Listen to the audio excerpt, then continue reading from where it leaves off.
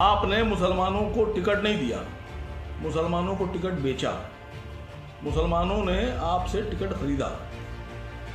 तो जो लोग टिकट खरीद फरोख्त करते हैं राजनीति में, उनका अंजाम बहुत जल्दी जनता बता देती है। और आपने टिकट, आप कह रही हैं हम भविष्य में सोचेंगे, टिकट नहीं देंगे। तो मैं तमाम मुस्लिम नेताओं से, लीडरों से गुजारिश कर रहा हूं कि आप सब ये दिमाग में बिठा लीजिए कि बहुजन समाज पार्टी से आपको टिकट खरीदना ही नहीं है। नमस्कार, मैं हुमायूं सिंह और आप देख रहे हैं नेक्स्ट 9 न्यूज। आपको बता दें, मायावती को जब से इस बार चुनाव में हार मिली है, लगातार वो कहीं ना कहीं मुस्लिम और दलितों का इस पर ठीकरा फोड़ते हुए नजर आ रही हैं। जी हां, आपको बता दें, अब मायावती ने इसका जो पूरा ठीकरा फोड़ा है वो मुसलमानों प्रत्याशियों के ऊपर फोड़ दिया है। उन्होंने कहा है कि मुस्लिम प्रत्याशियों ने मेहनत नहीं की, जिसकी वजह से उनको हार का सामना करना पड़ा है। आपको बताएं कि इस बार मायावती ने 35 मुस्लिम कैंडिडेट को मैदान में उतारा था, जिसके बाद भी एक भी सीट पर मायावती जीत नहीं दर्ज कर पाई, और जिसके बाद कहीं ना कहीं उसी की हड़बड़ी में ऐसा बयान देते हुए वो नजर आई। लेकिन अब वो बयान कहीं ना कहीं उनके ऊपर उल्टा पड़ता हुआ नजर आ रहा है। जी हाँ, आपको बता दें, वसीम वकार ने अब एक वीडियो जारी किया है जिसमें उन्होंने मायावती को लेकर एक ऐसा बयान दे दिया है। उन्होंने कहा है कि मायावती जिस तरीके से बोल रही है कि उन्होंने मुस्लिम प्रत्याशियों को मैदान में उतारा है और उन्होंने टिकट दिया है, तो उन्होंने टिकट दिया नहीं है, उन्होंने टिकट बेचा है। इस तरीके के आरोप अब मायावती के ऊपर लगने लगे हैं। जाहिर तौर पर मायावती की जो मुश्किल है वो बढ़ सकती है। अभी पहले आप उनका ये वीडियो सुन लीजिए जरा कि क्या कुछ कहते हुए नजर आ रहे हैं वसीम वकार। मायावती जी का बयान आया कि उन्होंने मुसलमानों को टिकट दिए, लेकिन मुसलमानों ने उनके मुस्लिम कैंडिडेट्स को वोट और सपोर्ट नहीं किया। बहन जी, आपसे गुजारिश है कि आप ये बात मत बोलें। आपने मुसलमानों को टिकट नहीं दिया, मुसलमानों को टिकट बेचा, मुसलमानों ने आपसे टिकट खरीदा। तो जो लोग टिकट खरीद फरोख्त करते हैं राजनीति में, उनका अंजाम बहुत जल्दी जनता बता देती है। और आपने टिकट, आप कह रही हैं हम भविष्य में सोचेंगे, टिकट नहीं देंगे।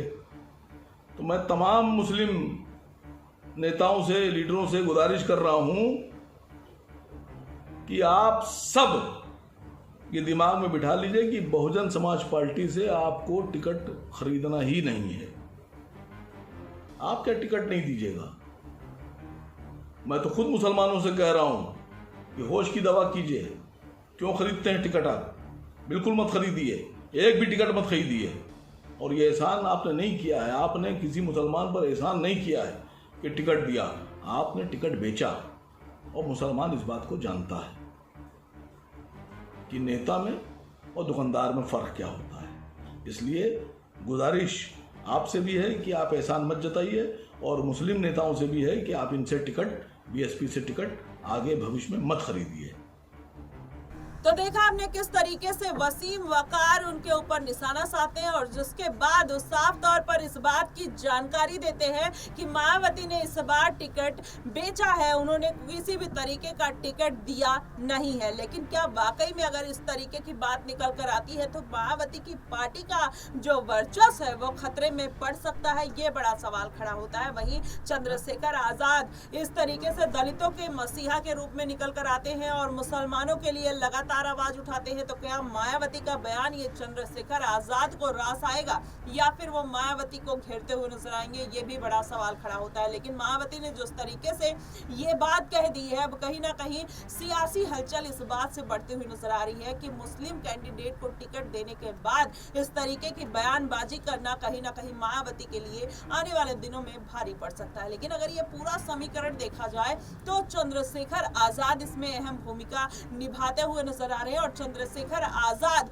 अब इस पर किस तरीके का ठोस कदम उठाते हैं, मायावती के इस बयान का कोई जवाब देते हैं, या फिर मुस्लिम प्रत्याशियों के फेवर में आते हुए दिखाई देंगे? लेकिन वहीं जहां पर कुछ गलत होता है, चंद्रशेखर आजाद कहीं ना कहीं अपनी बात मुखरता से रखते हुए नजर आते हैं। अब क्या मायावती के इस बयान का जवाब देते हुए नजर आएंगे? क्योंकि मायावती का ये तोहमत लगाना, अपनी हार का ठीकरा किसी और के सर पर फोड़ देना, कहीं ना कहीं ये किसी पार्टी को रास नहीं आया। वहीं वसीम वकार जिस तरीके से मायावती को कहीं ना कहीं कहते हैं कि उनको दरकिनार कर दीजिए, आज के बाद उनकी पार्टी से कोई भी मुस्लिम कैंडिडेट उनका एक भी टिकट नहीं खरीदेगा। तो क्या मायावती ने अपने ही पैर पर कुल्हाड़ी मार ली है जिस तरीके से उन्होंने ये बयान दिया है? और जाहिर तौर पर ये किसी भी दलित नेता को ये बयान पसंद नहीं आएगा। विपक्ष भी लगातार इस बात पर उनको घेरता हुआ नजर आएगा। लेकिन वहीं अगर बात कर लिया जाए तो अभी इंडिया गठबंधन और एनडीए गठबंधन में जिस तरीके से जद्दोजहद लगी हुई है, कहीं ना कहीं मायावती के बयान पर किसी की निगाहें अभी जाते हुए नहीं दिखाई दे रही। नहीं तो अखिलेश यादव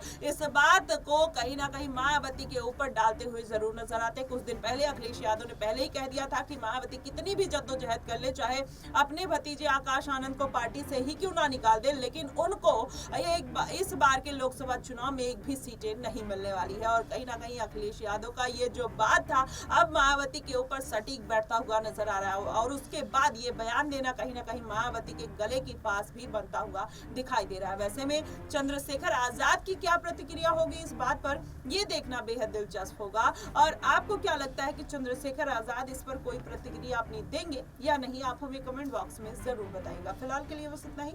देश और दुनिया की तमाम खबरों के लिए हमारे साथ बने रहिएगा नेक्स्ट 9 न्यूज़ पर।